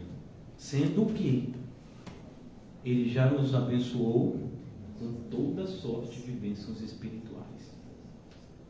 Mas a gente só quer coisa material, e aí? Então é como se a gente não desse valor ao que Ele valoriza. E a gente desse valor ao que Ele diz. Vocês já deveriam ter começado a viver uma vida se desvinculando dessas coisas. É como quando um remédio, determinados medicamentos, você não pode tirar de vez. Se vocês já fizeram tratamento com corticoide, quando eu tive a pneumonia do Covid, eu tive que fazer. Eu tomando corticoide, eu acho que uns 2 meses. E depois, para tirar o corticoide, eu tive que ficar mais 1 mês para tirar. Cada semana ia diminuindo. Então eu tinha, se eu não me engano, era 20 miligramas. Aí, olha, essa semana você vai tomar 15. Na próxima você vai tomar 10. Na outra você vai tomar 5. Aí depois você para. Porque não pode parar de vez, porque se parar de vez o organismo sente, você vai ficar doente. Deus fez assim com a gente, por isso a santificação é progressiva. A gente vai, sabe, se santificando a cada dia, se limpando a cada dia. Porque Deus sabe que nós somos pessoas limitadas. Ele sabe quem somos. E Ele vai nos guiando dessa forma, sempre nos colocando em situações, primeiro, que nos são boas, são perfeitas, segundo, e são agradáveis. E se a gente não está olhando assim, é porque a gente não está olhando da forma certa. A gente não está olhando da forma certa. Então, aqui, irmãos, ele diz: chorai com os que choram, tende o mesmo sentimento uns para com os outros, em lugar de seres orgulhosos, condescendei com o que é humilde. Não sejais sábios aos vossos próprios olhos. Não torneis a ninguém mal por mal, esforçai por fazer o bem perante todos os homens. Se possível, quando depender de vós, tende paz com todos os homens. Por quê? Se possível? Porque às vezes não é possível. Se uma pessoa quiser brigar com você, você vai poder ter paz com essa pessoa? Não. Você tem paz com Deus. Mas a pessoa te vê como um inimigo, te deseja um mal. O que é que você faz? Você perdoa, você ama, mas você não vai poder ter um relacionamento com aquela pessoa, porque aquela pessoa quer te fazer o mal. Então você não pode andar com aquela pessoa, se relacionar com aquela pessoa. Então ele diz, versículo 19: não vos vingueis a vós mesmos, amados, mas dai lugar à ira. E a ideia é essa: em vez de você procurar dar resposta à ofensa que te fazem, deixe que Deus responda. Sabe, a gente vê isso claramente na vida de Moisés. Lembra quando o povo estava falando mal de Moisés? Dizendo, não é só Moisés que é profeta, Deus fala com muita gente. Nós somos povo de Deus. Aí Deus aparece para esse pessoal e diz, eu falo com pessoas, mas com Moisés, meu servo, é diferente. E eu escolhi me revelar a ele de outra forma. Eu falo com ele como eu não falo com ninguém, face a face. Quem foi que disse isso? Foi Moisés? Não, foi Deus. Deus que foi lá e disse, Moisés é meu servo. Quando João Batista estava preso, ele ainda não havia sido morto. As pessoas estavam lá questionando o ministério dele. E o próprio João ficou em dúvida. Né?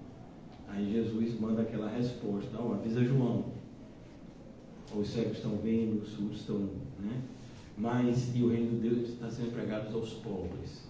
Mas ele também se vira depois e fala com as pessoas o quê? Sabe João? O maior homem nascido de mulher. João disse isso de si?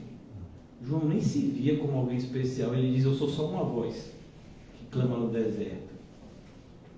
Mas Jesus disse, não, João é muito mais do que isso. Ele é o maior homem nascido de uma mulher.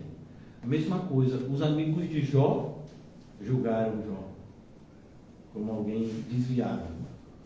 Aí o Senhor dá testemunho de Jó e diz: olha aí, Jó é meu servo.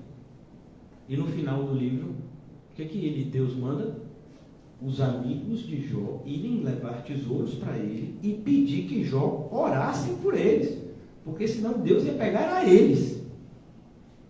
Percebe? Quando você sai da frente, aí é com Deus. Como foi no caso de Senaqueribe? A gente já falou aqui, não foi? Ele chega lá, nem ele chega, ele via o servo, porque ele se achava, chega lá com cabeça de reis dominados e diz: ó, os outros, esses reis tudo aqui que eu matei, tinham deuses também. O que o seu Deus tem de especial?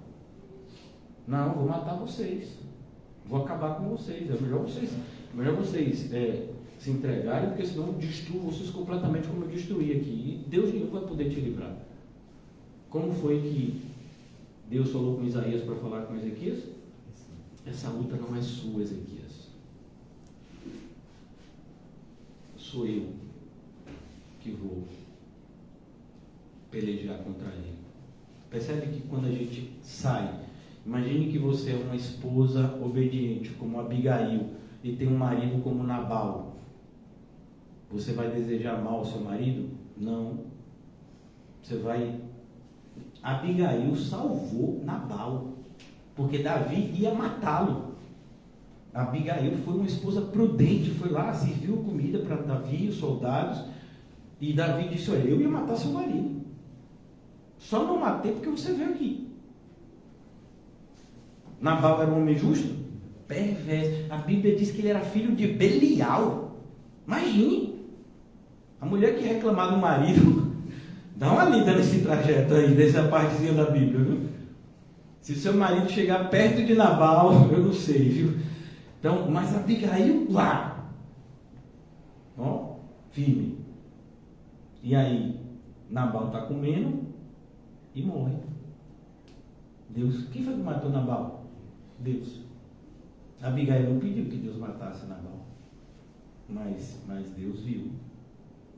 Então, quando a gente sai, quando a gente se coloca debaixo da sujeição de Deus e diz: Senhor, é o Senhor que vai julgar, Senhor, o Senhor sabe das coisas que eu não sei, então que seja feita a tua vontade, Senhor, não a minha. Aqueles que permanecem em oposição a Deus, eles se verão debaixo da mão de um Deus irado. Pense que os demônios estremecem. Você já imaginou? A gente olha para filme de terror e tem medo de demônio. Não, os demônios têm medo de Jesus. Que temos contigo, Jesus? Parece até brincadeira, né? De acordo com o contexto de hoje. Os demônios. Que temos contigo, Jesus, Filho do Deus Altíssimo. Os demônios morrendo de medo. E a gente vê hoje os crentes morrendo de medo do demônio.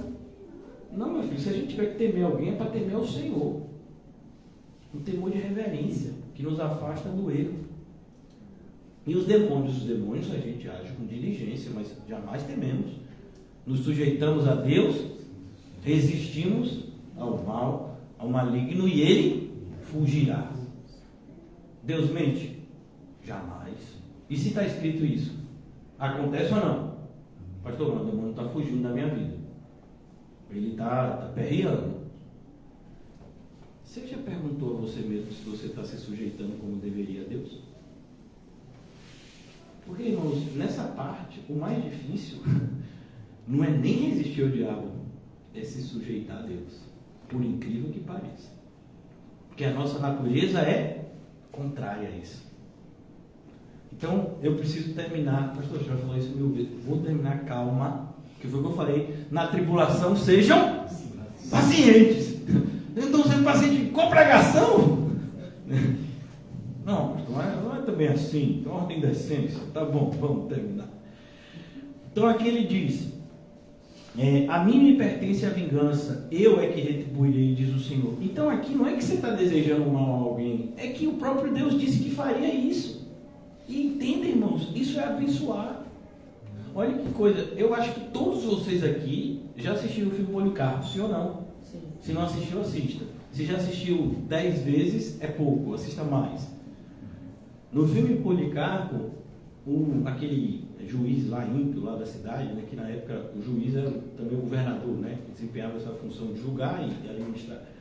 Então o juiz está lá e ele diz: olha, Policarpo, você nega Jesus, senão eu vou te queimar na fogueira. Ele disse: você me ameaça com fogo que vai me queimar por alguns instantes. Mas olha, se você não se arrepender, tem um fogo que vai queimar você por toda a eternidade. Será que Policarpo está desejando mal a ele? Não, Policarpo está falando a verdade. Policarpo está dizendo: olha, você está fazendo isso como servo de Deus. E vai chegar um momento em que o próprio Deus vai cobrar a conta.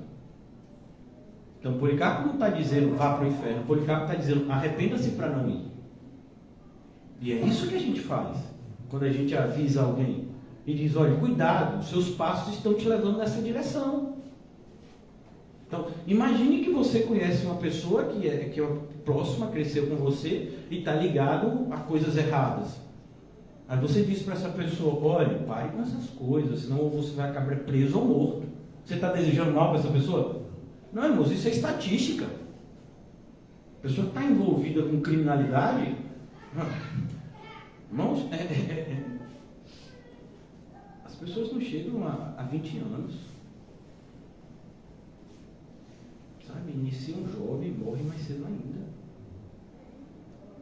Então, quando você chega para um jovem desse, né, que você de repente teve uma proximidade, foi um para uma direção, outro para outra, você tem a oportunidade de conversar, você diz algo: ô irmão, amigo, pare com isso. Você vai morrer. Você não está vendo o que você está fazendo para a sua vida. Você conhece uma pessoa que está envolvida com um usuário de droga. Isso é tão comum, né? A gente que durante anos teve lá o CAC na boca do rio. Como a gente viu aquelas pessoas, quantos morreram porque não saíram dessa vida? Eu não estou dizendo que o fato de uma pessoa abandonar a droga, ela vai para o céu automaticamente, de forma nenhuma. Mas o usuário de droga vai colher consequências que as drogas trazem. Então, quando você alerta alguém a respeito do juízo vindouro, isso é bênção. Você está dizendo para alguém: olha, você está indo numa direção que vai te matar. Você já entendeu isso? Para ver se a ficha cai. Às vezes cai, pela graça de Deus. Às vezes a pessoa desperta, mas tudo é Deus, irmãos. Mas a nós compete o quê? Falar. Falar a verdade. Lembrando, não damos pérolas aos porcos, nem as coisas santas aos cães. Falamos a partir do momento que a gente identifica que a pessoa não está levando a sério e que a pessoa às vezes está até agindo com violência em relação à repreensão amorosa, a gente para. A Bíblia vai dizer em Provérbios: não repreenda o escarnecedor, para que não te odeie. Você repreende o sábio e ele te amará. Então, mas você vai lá falar a verdade. E você não está desejando mal para aquela pessoa.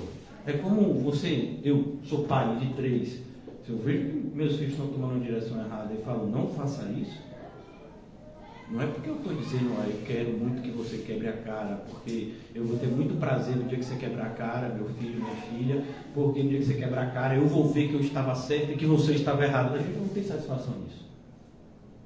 Ninguém aqui está querendo provar ponto de vista. Eu não quero convencer vocês que eu estou certo. Não. Existe uma verdade. E todos nós seremos julgados por ela. É essa verdade que a gente fala que a gente também está submetido.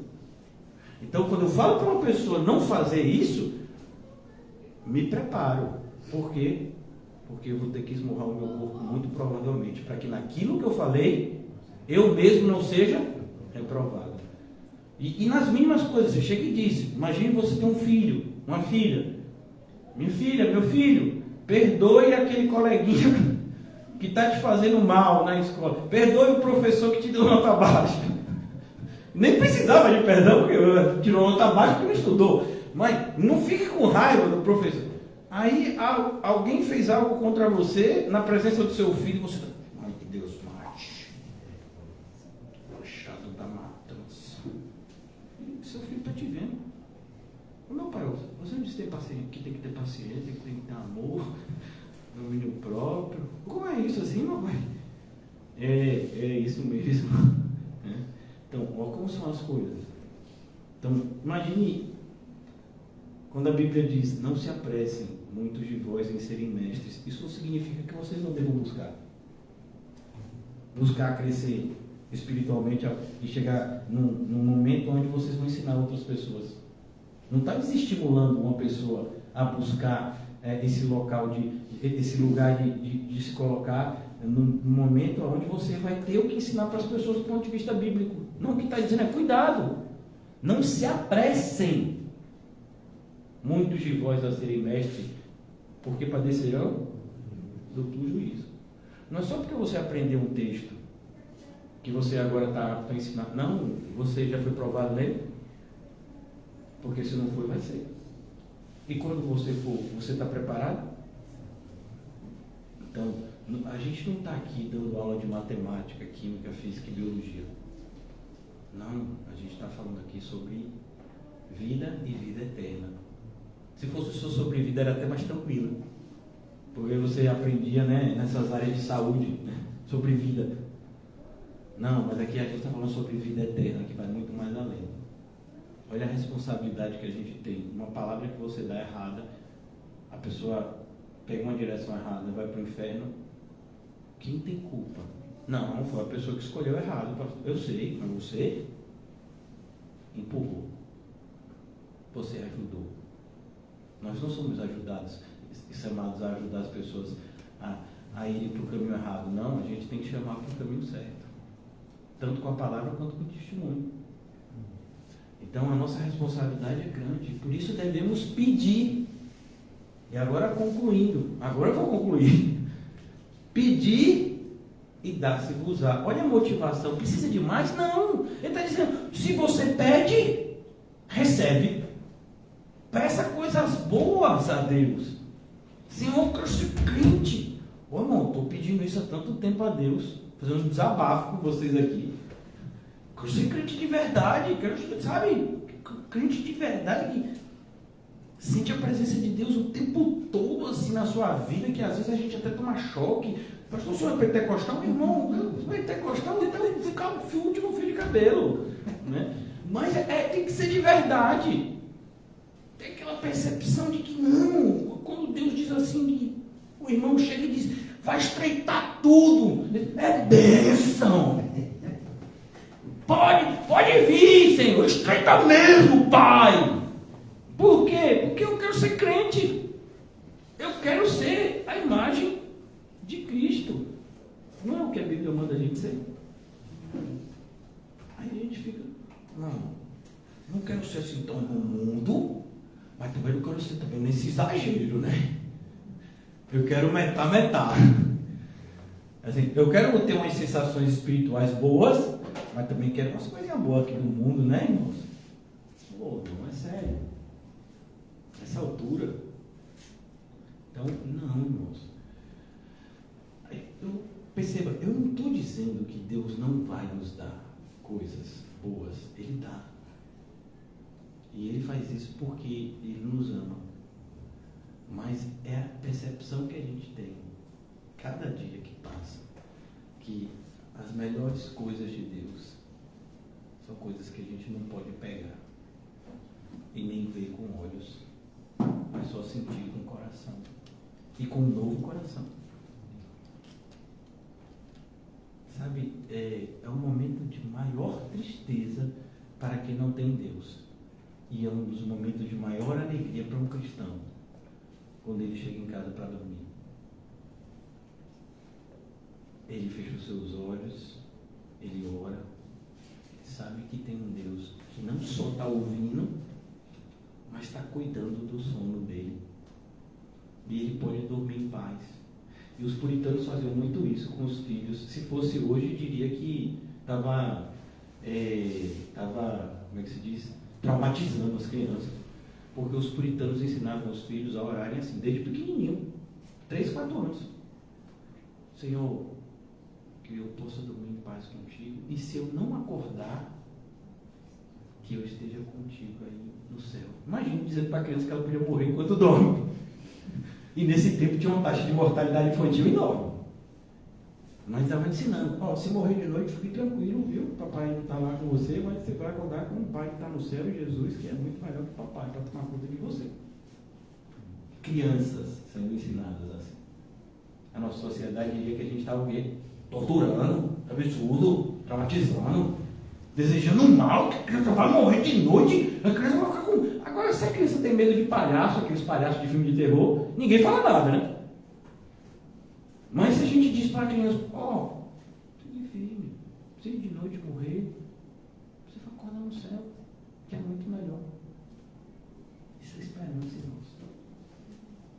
Você teve um dia, e só quem pode ter esse dia é crente, viu? Então ache bom, atribulado. O pastor Sofá chega sorrindo, que está repreendido, né? Atribulado, aquele dia assim que a pessoa olhou para você, e todo mundo que olhou para você na rua já olhou como te, sabe, querendo te matar. Alguns momentos do dia de hoje foi bem assim. Eu nunca vi a pessoa na vida, já olhava para mim assim, e eu quase que dizia, o que tem contigo?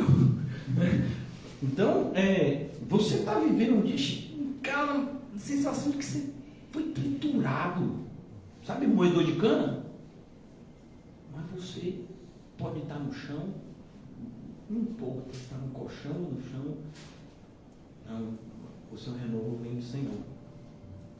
O Salmo diz, eu deitei, dormi e acordei, por causa de quem? O Senhor.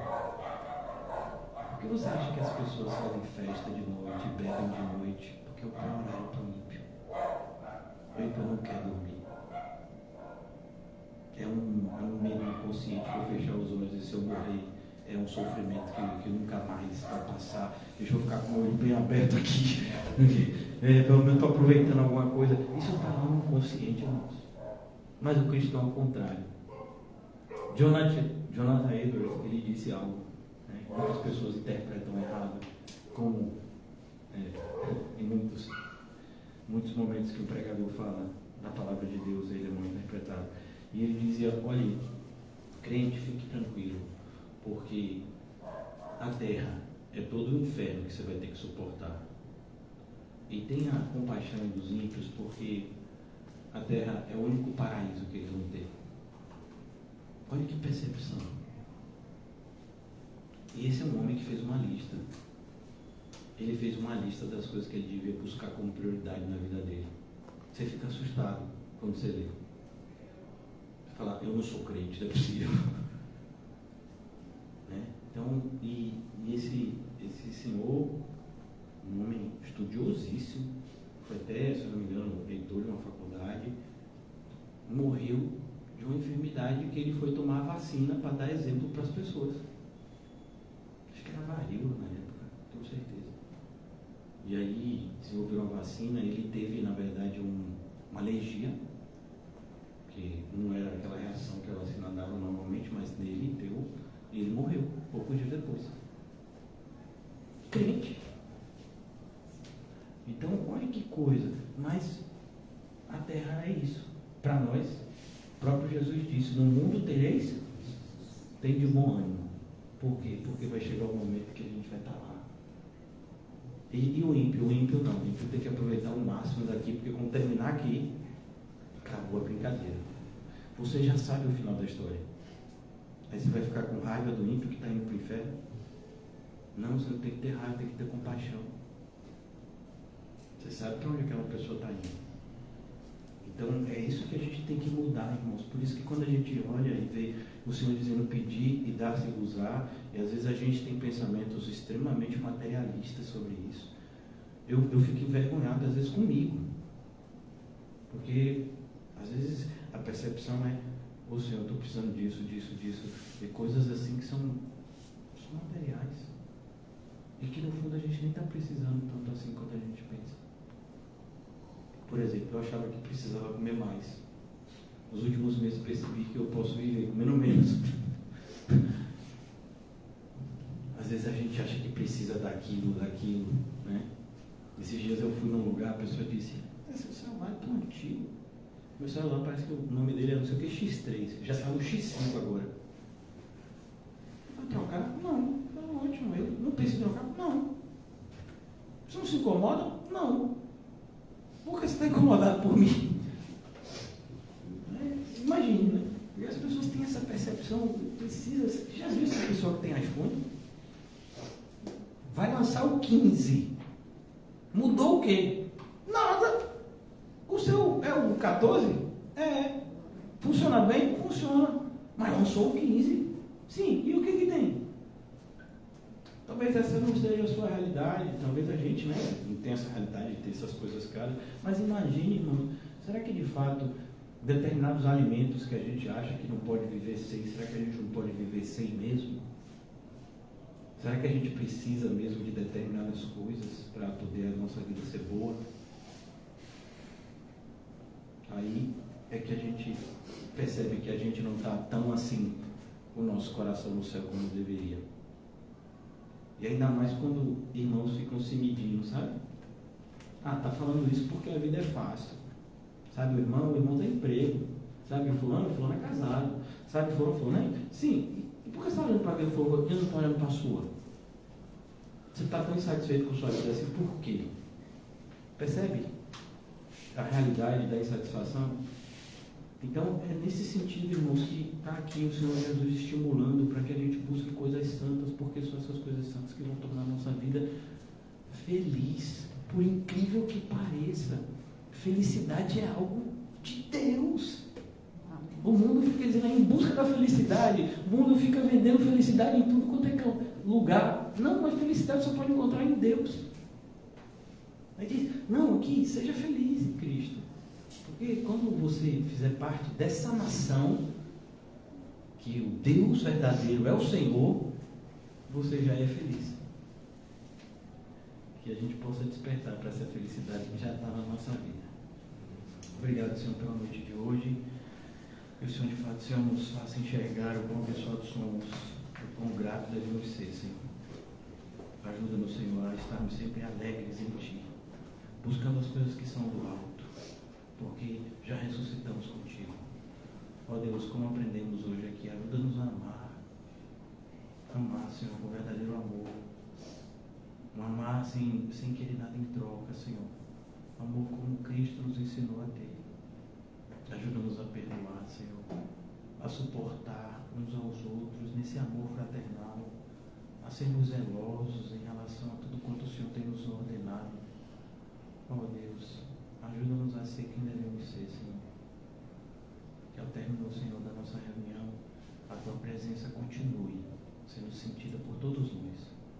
E que jamais venhamos a perder esse senso de proximidade de Ti e do Senhor de nós. Estejamos sempre assim, Senhor, pertos um dos outros, pertos de Ti, Senhor, como ovelhas que andam bem próximo do pastor, pois é o Senhor que é o nosso bom pastor, que é a nossa segurança, e que tudo, absolutamente tudo que de fato tivermos necessidade, é das Tuas mãos que virá o nosso sustento, seja ele espiritual ou material. E livra-nos, Senhor, de toda ingratidão, de todo espírito de murmuração, Senhor, que só tem envergonhado o Teu nome e tem trazido para a nossa vida dor e tristeza. Livra-nos, Senhor, desse mal tão grande e que possamos viver essa vida de intensa alegria no Senhor. Em nome de Jesus, amém? E graças a Deus! Está vendo que eu disse que ia acabar? Que o Senhor nos abençoe. O sino tocou. E ninguém saiu correndo.